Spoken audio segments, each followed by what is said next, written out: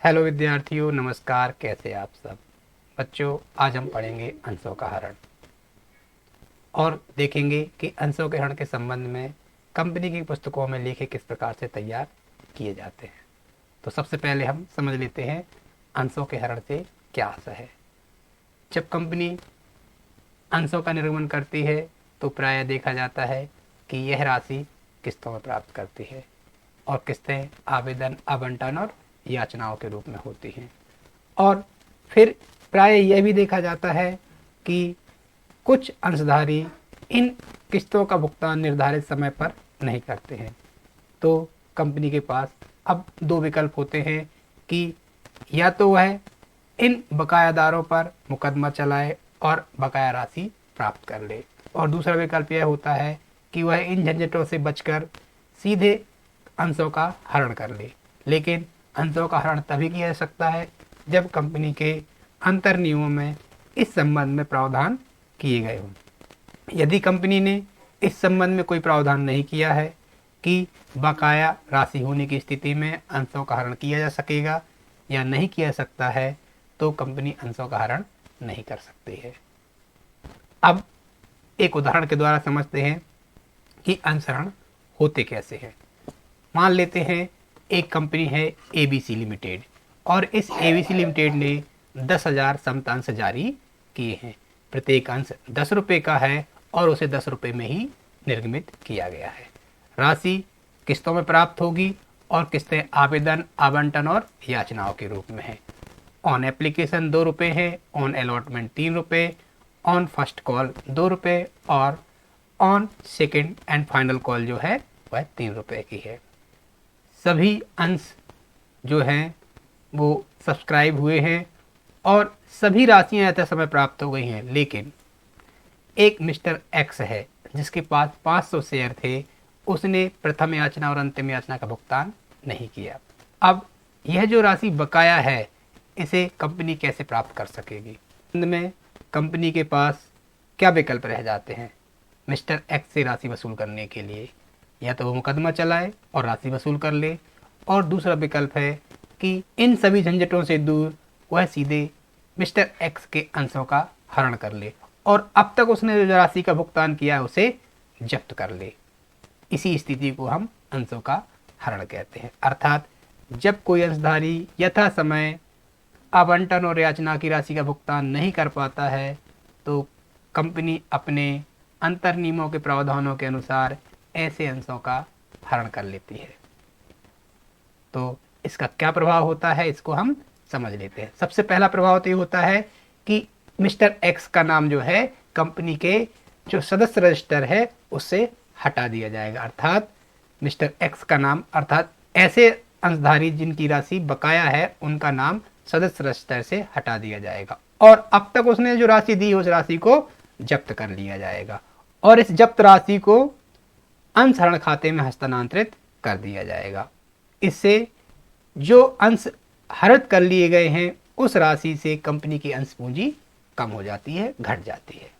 अब बच्चों हम समझते हैं कि अंशों के हरण के संबंध में लेखा पुस्तकों में किस प्रकार से प्रविष्टियां की जाती हैं। यहाँ पर दो स्थितियां बनती हैं, जब अंशों का सममूल्य पर निर्गमन किया गया हो और हरण कर लिया जाए, और दूसरी स्थिति बनती है जब अंशों का प्रीमियम पर निर्गमन किया गया हो तब हरण कर लिया जाए। तो पहले हम समझते हैं सममूल्य पर जारी अंशों का अपहरण या अंशों की जब्ती। जब सममूल्य पर अंश जारी किए जाते हैं और उनको हरण कर लिया जाता है तो क्या प्रविष्टि होगी? आप अभी अच्छे से समझ चुके हैं कि जब अंशों का हरण किया जाता है तो अंश पूंजी कम हो जाती है और अंश पूंजी में कमी को डेबिट किया जाता है। तो शेयर कैपिटल अकाउंट डेबिट, और जो याचनाएं बकाया हैं या आवंटन बकाया है उसको क्रेडिट कर दिया जाएगा। अगर अलॉटमेंट बकाया है, आवंटन बकाया है तो टू अलॉटमेंट अकाउंट, और यदि फर्स्ट कॉल बकाया है टू फर्स्ट कॉल अकाउंट, और यदि सेकेंड कॉल या फाइनल कॉल बकाया है तो to second and final call account. और अब तक जो राशि प्राप्त हुई है, जिसका हरण कर लिया गया है, जिसको जब्त कर लिया गया, उसको भी क्रेडिट कर दिया जाएगा to share for future account. तो इस प्रकार से विद्यार्थियों हम समझ चुके हैं कि शेयर कैपिटल अकाउंट को डेबिट किया जाता है और इसको दो भागों में बांटा जाता है। पहला जो बकाया है और दूसरा जो प्राप्त हुआ है। जो बकाया है तो उसे उस बकाया कॉल्स के नाम से लिखा जाएगा। अर्थात बकाया अलॉटमेंट है तो अलॉटमेंट के नाम से, फर्स्ट कॉल बकाया है तो फर्स्ट कॉल के नाम से, सेकंड कॉल बकाया है तो सेकंड कॉल के नाम से, फाइनल कॉल बकाया है तो फाइनल कॉल के नाम से। और जो राशि प्राप्त हो गई है उसे लिखा जाएगा शेयर फॉर फ्यूचर अकाउंट के नाम से, क्योंकि हम जानते हैं कि जो राशि जब्त की जाती है उसे अंशहरण खाते में शेयर फॉर फ्यूचर अकाउंट में ट्रांसफर कर दिया जाता है। ठीक है, तो यहाँ पर ध्यान ये रखना है बच्चों कि जो शेयर कैपिटल अकाउंट डेबिट किया जाएगा वो किस राशि से किया जाएगा, जो राशि अब तक मांगी गई है, पूरी राशि से नहीं कर देना है। क्योंकि यहाँ पर जैसे अंश जारी किए थे 10 रुपए का एक अंश था, तो 10 रुपए से नहीं करना है, किस राशि से करना है, जो अब तक मांगी गई है।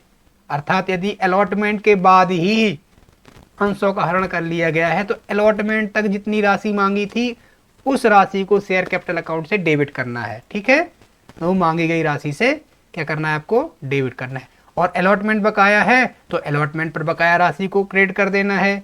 और यदि फर्स्ट कॉल बकाया है तो फर्स्ट कॉल पर बकाया राशि को लिख देना है फर्स्ट कॉल के नाम से, सेकंड कॉल बकाया है तो सेकंड कॉल के नाम से, और फाइनल कॉल बकाया है तो फाइनल कॉल के नाम से। और जो राशि प्राप्त हुई है उसे शेयर फॉर फ्यूचर के नाम से लिख दिया जाएगा। अर्थात इस राशि को जब्त कर लिया गया है उसे क्या कर दिया जाएगा, शेयर फॉर फ्यूचर अकाउंट में ट्रांसफर करके लिख दिया जाएगा। और इसका नरेशन लिख दिया जाएगा। क्या किया है यहाँ पर, बीइंग शेयर फॉर फ्यूचर, और कितने शेयर का किया है हमने, संख्या लिख देंगे। फॉर नॉन पेमेंट ऑफ, किस किस का पेमेंट नहीं किया है, कौन कौन सी कार है, फर्स्ट कॉल, सेकंड कॉल है, अलॉटमेंट, उसका नाम लिख दिया जाएगा।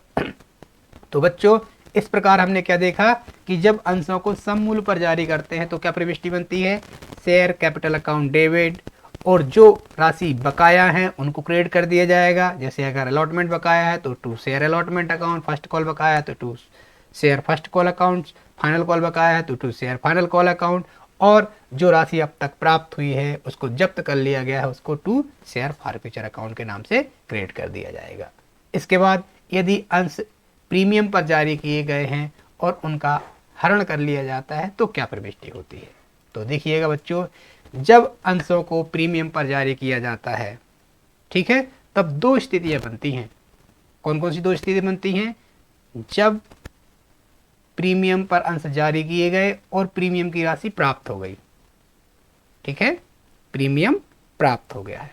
और दूसरी स्थिति क्या बनेगी, जब प्रीमियम भी प्राप्त नहीं हुआ है, किसी अलॉटमेंट या कॉल्स के साथ प्रीमियम की राशि दे है तो वो राशि डिफॉल्ट हो गई है, उस पर राशि प्राप्त नहीं हुई। तो कौन कौन सी स्थिति बनती है, यदि अंशधारी ने प्रतिभूति प्रीमियम की राशि का भुगतान कर दिया गया हो, और दूसरी स्थिति बनती है यदि अंशधारी ने प्रतिभूति प्रीमियम की राशि का भुगतान नहीं किया हुआ हो।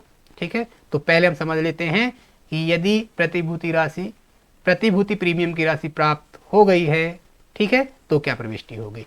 इस स्थिति में प्रविष्टि सममूल्य की तरह होगी, अर्थात प्रीमियम की राशि को ध्यान में ही नहीं रखा जाएगा, क्योंकि प्रीमियम की राशि कुछ विशिष्ट उद्देश्यों के लिए रख ली जाती है, उसे हरित नहीं किया जाता, उसका हरण नहीं किया जाता, उसका जब्तीकरण नहीं किया जाता। अर्थात प्रविष्टि कैसी करनी पड़ेगी, जैसे हमने सममूल्य पर की थी। क्या प्रविष्टि की थी, share capital account debit to share allotment account, to share first call account, to share final call account, to share for future account. ठीक है, और कौन कौन सी राशि लिखी थी लिख देंगे।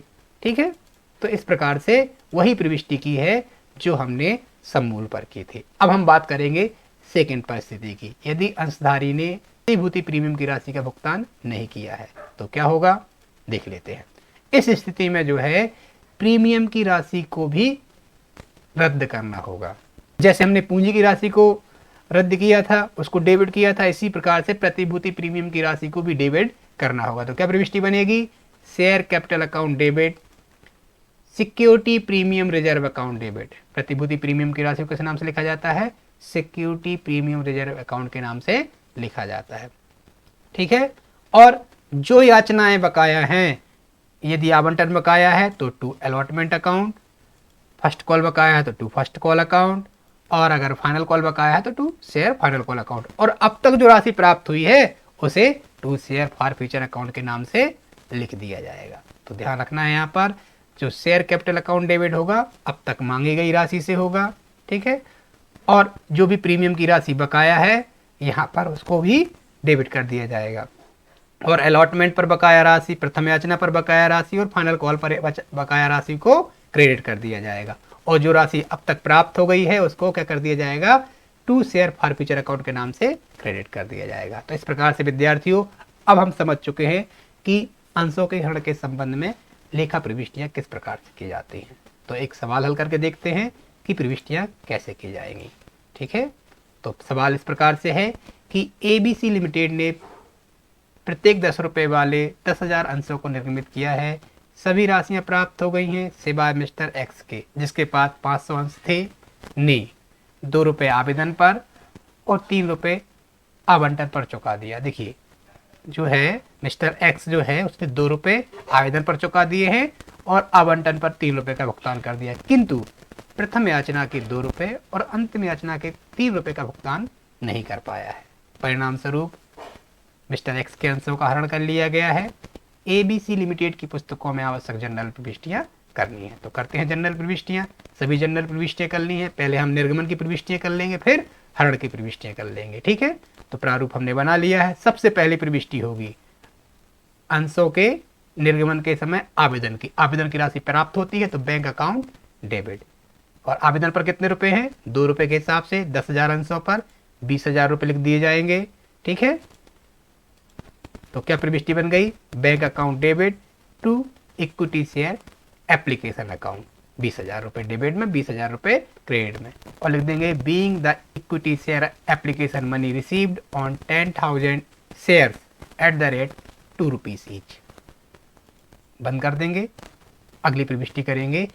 ये जो एप्लीकेशन की राशि है इसको पूंजी खाते में हस्तांतरित करेंगे। तो हस्तांतरण की क्या प्रविष्टि होती है बच्चों, equity share application account debit to equity share capital account, और राशि लिख दी जाएगी 20,000 डेबिट में 20,000 रुपये क्रेडिट में। और नरेशन लिख देंगे being the equity share application money transfer to equity share capital account. और अगली प्रविष्टि होगी अलॉटमेंट की। अलॉटमेंट 3 रुपये से दे हो रहा है तो पहले दे होने की प्रविष्टि होगी equity share allotment account debit to equity share capital account. कितने रुपए जाएंगे, 30,000 रुपये डेबिट में 30,000 रुपये क्रेडिट में, और इसका नरेशन लिख दिया जाएगा।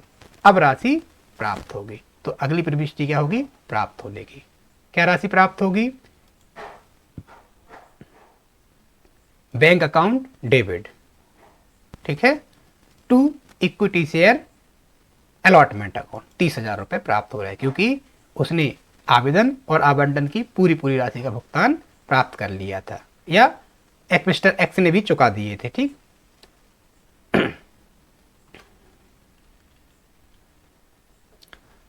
अब बच्चों हम अलॉटमेंट की राशि प्राप्त कर लेते हैं। तो प्राप्त होने की क्या प्रविष्टि होती है, बैंक अकाउंट डेबिट, और 3 रुपये के हिसाब से 30,000 रुपये प्राप्त हो जाएंगे to equity share allotment account 30,000 रुपये। ठीक है, नरेशन लिख देंगे। इसके बाद क्या होगा, अब फर्स्ट कॉल पहले ड्यू होगा फिर प्राप्त होगा, तो ड्यू होने की प्रविष्टि पहले होगी। तो क्या प्रविष्टि होगी, equity share first call account debit to equity share capital account. कितने रुपए से, 2 रुपये के हिसाब से ड्यू हो रहा है तो 20,000 रुपये डेबिट में 20,000 रुपये क्रेडिट में लिख देंगे और नरेशन लिख देते हैं। ठीक है, अब यह राशि हमको प्राप्त होगी। ठीक है, तो प्राप्त होने की प्रविष्टि क्या होती है, बैंक अकाउंट डेबिट। बच्चों आपको यहाँ ध्यान रखना है कि जैसा कि हमारा सवाल था, सवाल में लिखा था कि उसने आवेदन और आवंटन का तो चुकता कर दिया था मिस्टर एक्स ने, है ना, लेकिन क्या हुआ था, याचना अर्थात प्रथम याचना और द्वितीय याचना के वह भुगतान नहीं कर पाया। तो 10,000 में से जो 500 शेयर मिस्टर एक्स के पास हैं उसने भुगतान नहीं किया, मतलब भुगतान कितने से प्राप्त होगा, सिर्फ 9,500 से, 9,500 गुणा 2 अर्थात 19,000 हमको प्राप्त होंगे।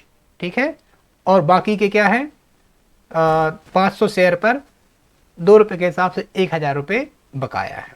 तो बकाया कॉल से एरियर के लिए हम कोई प्रविष्टि नहीं करते हैं। वैसे कुछ विद्वान करते हैं, आप चाहो तो कर सकते हो। तब क्या प्रविष्टि होगी, बैंक अकाउंट डेबिट, कॉल से एरियस अकाउंट भी डेबिट हो जाएगा 1,000 से। लेकिन ऐसा कोई नहीं करता है, या कुछ कंपनियां करती हैं लेकिन ज़्यादातर लोग नहीं करते, तो मैं भी नहीं कर रहा हूँ। ठीक है, तो आगे क्या हो जाएगा, to equity share first call account. ठीक है, और इसका नरेशन लिख देंगे being the equity share first call money received on 9,500 share at the rate 2 rupees each. ठीक है, अगली प्रविष्टि क्या होगी, अगली प्रविष्टि होगी फाइनल कॉल के ड्यू होंगे। तो क्या प्रविष्टि होगी? सेम फर्स्ट कॉल की तरह, equity share final call account debit, ठीक है, 3 रुपए के हिसाब से 30,000 रुपये हो जाएंगे to equity share capital account, ठीक है, और इसका नरेशन लिख दिया जाएगा। जब राशि प्राप्त होने की बारी आएगी तो कौन सी राशि प्राप्त होगी? सिर्फ 9,500 शेयर पर, ठीक है, तो बाकी बकाया रह जाएगा। तो क्या होगा? Bank account debit to equity share final call account, कितना आएगा? 28,500 रुपये, और इस प्रकार से नरेशन लिख दिया जाएगा। अब बच्चों यहां तक हम निर्गमन के संबंध में जो प्रविष्टियां होनी थी वो कर चुके हैं। तो क्या हो रहा है यहाँ पर सेकंड कॉल के समय कुछ राशि बकाया है और फाइनल कॉल के समय कुछ राशि बकाया है, जिसके कारण क्या कर लिया गया? मिस्टर एक्स के अंशों का हरण कर लिया गया। तो बच्चों यहाँ पर अब हम हरण की प्रविष्टि कर लेते हैं। हरण के समय क्या किया जाता है? इक्विटी शेयर कैपिटल अकाउंट को डेबिट किया जाता है। तो equity share capital account debit, चूंकि यहाँ पर सभी याचनाएं मांगी गई थी, अर्थात पूरे 10 रुपए मांग लिए गए थे, तो क्या होगा यहाँ पर? 500 गुणा 10, ठीक है, 5,000 रुपये डेबिट होंगे, ठीक है। अब जो राशियां बकाया हैं, तो क्या क्या बकाया है? फर्स्ट कॉल बकाया है और फाइनल कॉल बकाया, तो to equity share first call account, ठीक है, 500 गुणा 2 रुपए के हिसाब से 1,000 रुपये। और क्या बकाया है? फाइनल कॉल बकाया है, तो to equity share final call account 3 रुपए के हिसाब से कितने जाएंगे? 1,500 रुपये। और जो राशि हमको प्राप्त हो गई, तो क्या क्या प्राप्त हो गया है? एप्लीकेशन प्राप्त हो गई है और अलॉटमेंट प्राप्त हुआ है। तो 2 रुपए एप्लीकेशन पर थे और 3 रुपए अलॉटमेंट पे थे, 5 रुपए के हिसाब से थे, ठीक है, कितने रुपए के हिसाब से थे? 5 रुपए के हिसाब से। तो 500 गुणा 5 कर देंगे, 2500 रुपये किसके नाम से लिखे जाएंगे? To share for future account के नाम से कितने? 2500 रुपये लिख दिए जाएंगे। तो यहाँ पर हम क्या कर सकते हैं? 500 गुणा 5 कर सकते हैं, या दूसरा जो प्रचलित तरीका हुआ यह है कि यहाँ पर हमने इक्विटी शेयर कैपिटल अकाउंट को डेबिट किया है 5,000 से, ठीक है, और जो राशि बकाया है उसके अलावा बाकी राशि प्राप्त हो गई है, तो हम क्या करेंगे? 5,000 में से 1,000 प्लस 1,500 को जोड़कर जो राशि आएगी वो लिख देंगे, तो 2500 आती है, ठीक है। Being the 500 equity share forfeited for non payment of calls, ठीक है, और इसको हम बंद कर देंगे। तो इस प्रकार से हमने हरण की प्रविष्टियां कर ली हैं। बच्चों इस प्रकार से हमारी ये 8 जो हैं वो निर्गमन के समय की प्रविष्टियां हैं, और ये 9वें नंबर की प्रविष्टि है जो है हरण की प्रविष्टि है। अब बच्चों हम एक और सवाल देखते हैं। क्या सवाल है? ललित मोदी एक अंशधारी जो प्रत्येक 10 रुपए वाले 1,000 समतांशों के धारक है, आवंटन के 5 रुपए, 2 रुपए प्रीमियम सहित और 4 रुपए प्रथम एवं अंतिम याचना का भुगतान नहीं किया, उनके अंशों को जब्त कर लिया गया है। हरण की प्रविष्टि कीजिए। तो एक अंश कितने का है बच्चों? यहाँ पर 10 रुपए का है। 10 रुपए के शेयर पर आवंटन बकाया है, प्रथम एवं अंतिम याचना बकाया है, तो सिर्फ उसने आवेदन की राशि का ही भुगतान किया होगा और उसी को जब्त कर लेंगे हम। कितने अंशों को जब्त करना है? 1,000 अंशों को। तो जब भी अंशों का हरण होता है तो क्या किया जाता है? कैपिटल अकाउंट को डेबिट किया जाता है। तो equity share capital account debit. अब बच्चों ये जो सवाल है ये प्रीमियम वाला है। क्या है? प्रीमियम वाला। और प्रीमियम की स्थिति में 2 स्थिति देखनी पड़ती है हमको। कौन कौन सी स्थिति बनती है? पहली, जब प्रीमियम की राशि प्राप्त हो चुकी हो, और दूसरी जब प्रीमियम की राशि प्राप्त नहीं हुई अर्थात वो भी बकाया हो, ठीक है। तो यहां पर देखिएगा आवंटन के साथ 2 रुपए प्रीमियम है जो कि बकाया है, अर्थात प्रीमियम की राशि का भुगतान नहीं हुआ है, और जब प्रीमियम की राशि का भुगतान नहीं होता है तो उसे भी डेबिट कर दिया जाता है। तो यहाँ पर equity share capital account debit, security premium reserve account भी डेबिट कर दिया जाएगा। कितनी राशि से कर दिया जाएगा? 2 रुपए के हिसाब से, ठीक है। और जो बकाया है उनको क्रेडिट कर दिया जाएगा, ठीक है। तो यहां पर पहले हम राशि लिख लेते हैं। तो इक्विटी शेयर कैपिटल के नाम से कितनी राशि जाएगी? 1,000 गुणा 10 कितना जाएंगे? 10,000, ठीक है। 1,000 गुणा 2 कितने जाएंगे? 2,000। ये 12,000 रुपए प्राप्त होने थे, लेकिन क्या हुआ है? आवंटन बकाया रह गया और फर्स्ट एंड फाइनल कॉल बकाया रह गया। तो जो बकाया रह गया उनको क्रेडिट कर देना है। तो क्या लिख देंगे? To equity share allotment account, to equity share first and final call account, ठीक है। तो अलॉटमेंट कितने रुपए से बकाया है? 5 रुपए के हिसाब से। 5 गुणा 1,000 तो 5,000 हो गए। और फर्स्ट एंड फाइनल कॉल कितने रुपए से बकाया है, 4 रुपए के हिसाब से, तो ये 4000। ठीक है, हमने मांगे कितने थे टोटल, कैपिटल और प्रीमियम के मिला के 12000, जिसमें से 9000 बकाया है, अर्थात 3 रुपए हमको प्राप्त हो गए। तो स्वाभाविक सी बात है, तो उसे कहाँ लिख दिया जाएगा, शेयर फॉर फ्यूचर के नाम से, तो लिखा जाएगा to share for future account 3000। और इस प्रकार से नरेशन लिख दिया जाएगा, being the 1000 equity share forfeited for non payment of allotment and call, और इसको बंद कर दिया जाएगा। इस प्रकार से हमने ये सवाल हल कर लिया है।